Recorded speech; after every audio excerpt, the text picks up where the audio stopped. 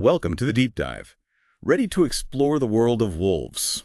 I've got the Wikipedia article on wolves right here, and an actual wolf expert with us to help us understand it all. Excited to be here. Okay, so I'll be honest. My knowledge of wolves is pretty much limited to childhood werewolf stories and that wolves live in packs. Well, let's start with what a wolf is. The scientific name is Canis lupus, but we often just say wolf or gray wolf. Okay. But get this, there are over 30 subspecies. Over 30? Wow. So there's a lot more to wolves than just that classic image of the gray wolf howling at the moon. Right. That's usually referring to the wild subspecies, but dogs and dingoes are actually part of the Canis lupus family too. Whoa. So my childhood dog was technically related to wolves. That's blowing my mind. Okay, so Canis lupus is this big family, but where do they fit into the whole canine world? They're the largest wild member of the Canidae family. They're bigger than coyotes, jackals, African wild dogs, all of them. Oh, and wolves are really closely related to coyotes and golden jackals. They're so close that they can even have babies together, fertile hybrids. Wolf-coyote hybrids. That's crazy. Yeah. Right, so we know what a wolf is, but where did they come from? What's their evolutionary story? Well, scientists believe wolves descended from a canine called Canis muspachensis, and we have fossils to prove it. The oldest gray wolf fossil we've found is from Italy, and it's almost 500,000 years old. 500,000 years. That's older than humans. Yeah. I'm guessing not all wolves came from that ancestor, though, right? You got it. The Himalayan wolf and Indian plains wolf actually split off way earlier, like 200,000 years ago. They're like the wise old wolves of the family. Most other wolves, though, they share an ancestor from the last ice age, around 23,000 years ago. Many of them came from places like Siberia. So we have these super old lineages and then the newer ones from the Ice Age. Yeah. Okay, but where do dogs fit in? Dogs and wolves share an ancestor, but it's a Pleistocene wolf that doesn't exist anymore. So dogs are like a branch of the wolf family that went in a different direction when they were domesticated. Oh, and here's a fun fact. Breeds like the Dingo Basenji Tibetan Mastiff and some Chinese breeds are what we call basal members of the dog lineage. Okay, gotta be honest. I have no idea what basal members means. Can you explain it simply? It means they branched off from wolves really early in the evolutionary process. It's like they're showing us the early stages of how dogs evolved. So they're like living fossils. That's so cool. Okay, we talked about their evolution and family. Now what about what they look like? What makes a wolf look like a wolf? Well, they're known for their strong but slender build. Long legs for running a wide snout, short ears that are kind of triangular, and a thick muscular neck. So they're built for both speed and strength. Exactly.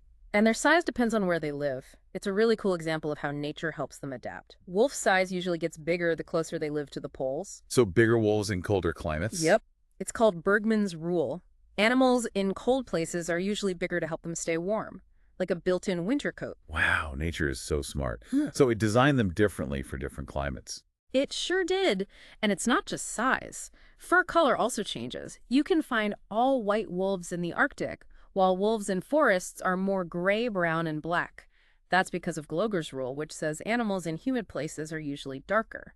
It's amazing how different they can look. So you could have a white wolf blending into the snow in the Arctic and a darker one camouflaged in a forest. Exactly. And even within the same area, you'll see differences in their fur patterns. Each wolf is unique, but it's not just about how they look. It's about how they act. Wolves are famous for living in packs. Yeah, so the whole lone wolf thing isn't really true, right? Right. Wolves are super social. Their packs have a fascinating structure. The basic unit is a family, a mom and dad wolf with their pups. Like a wolf family? Yep. And these families can become part of bigger packs. Okay, so how does a family turn into a whole pack? The pups stay with their parents for a few years, learning and helping to raise the new pups, but eventually they're ready to go out on their own. That's called dispersal. Like when a kid moves out of their parents' house? Pretty much. They go off to find a mate in their own territory, and they can travel really far, hundreds of miles sometimes, to find the right spot. Hundreds of miles. That's dedication. It is.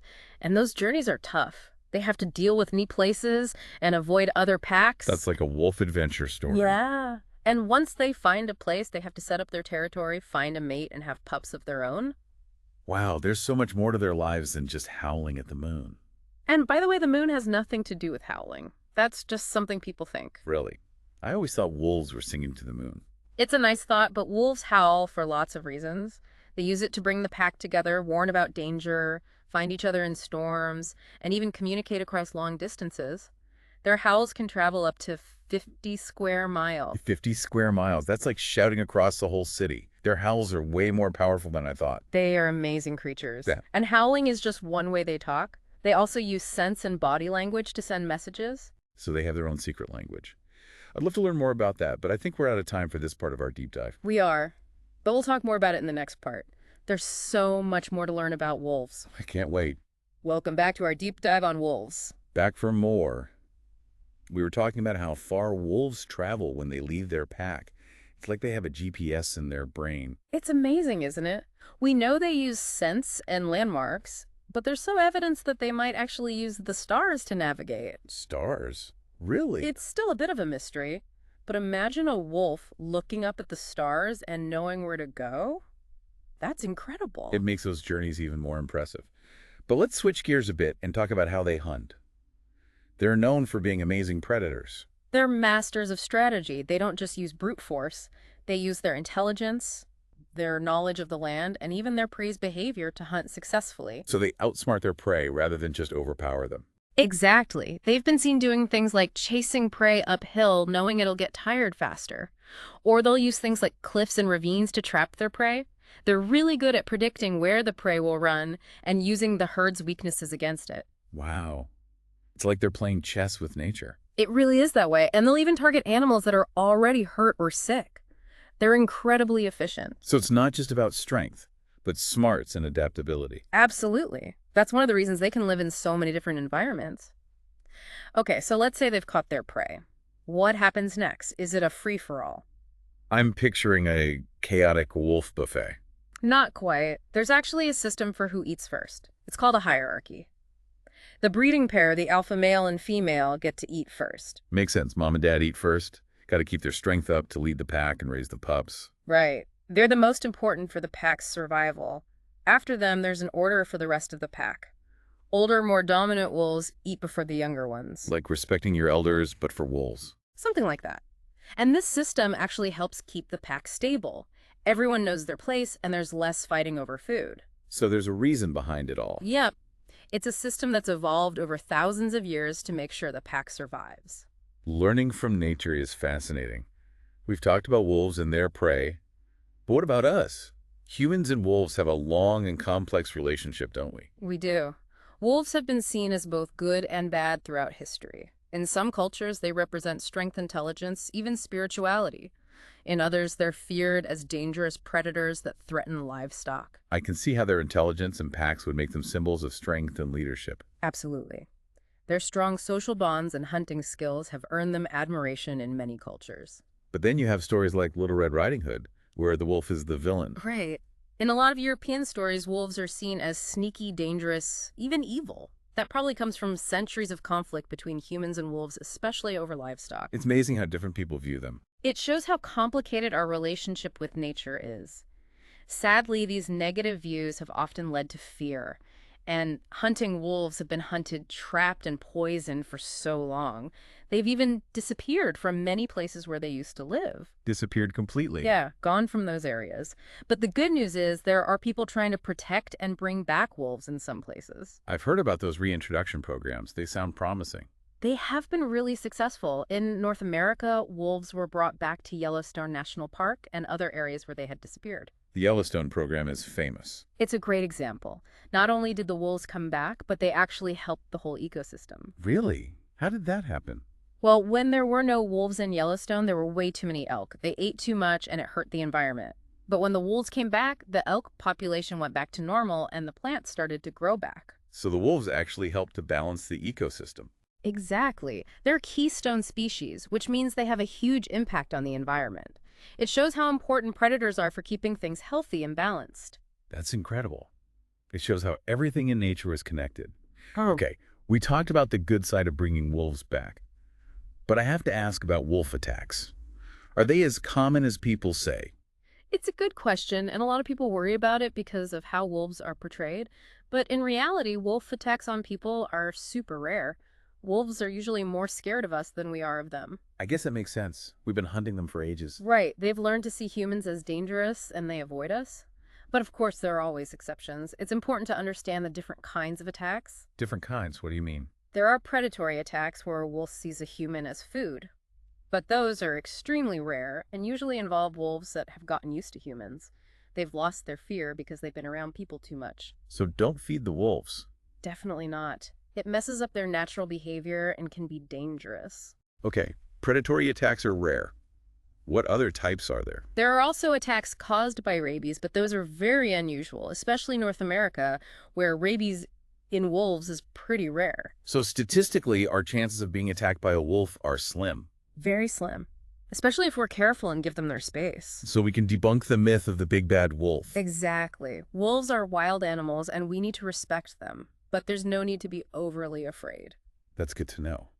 This deep dive has been so insightful. I feel like I'm finally understanding wolves. Glad you're enjoying it. I am.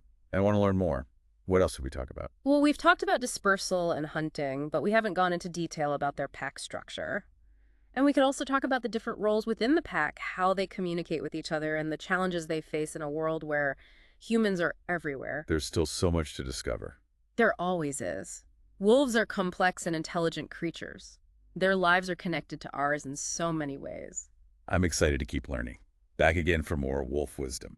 Always happy to talk wolves. What are you curious about today? Well, we've talked about how wolves leave their pack and how they hunt. But I'm really fascinated by that pack structure. Sure. You mentioned it's not as simple as just an alpha at the top. You're right. It's way more complex than that. The breeding pair, often called the alphas, are definitely at the top.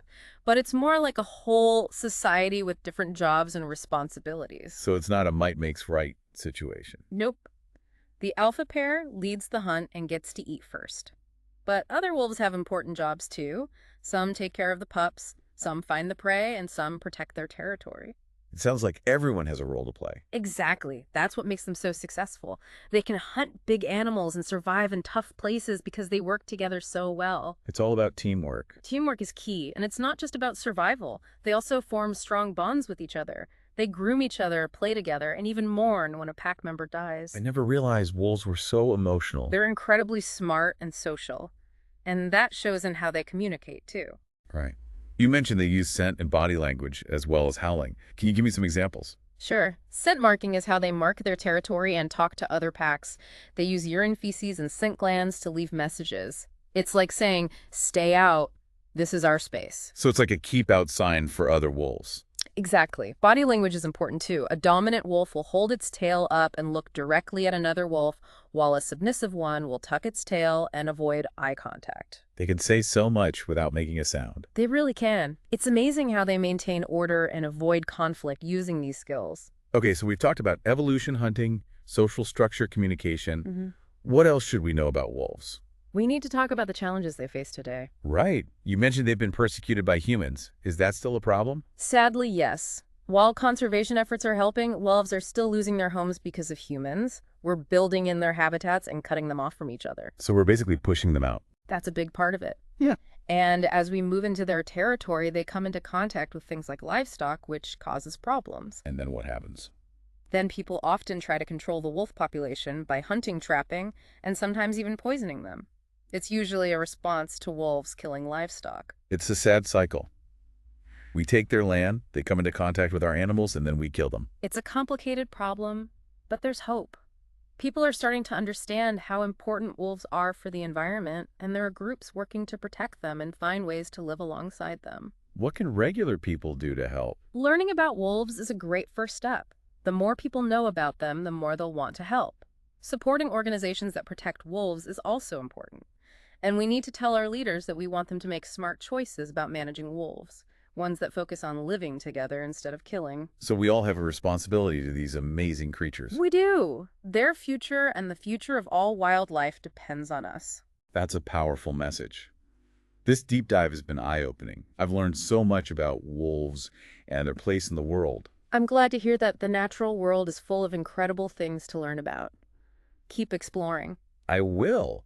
Thanks for sharing your expertise with me and our listeners. It was my pleasure. And to everyone listening, thanks for joining us on the deep dive. We'll see you next time. Yeah. Keep learning and keep exploring the world around you.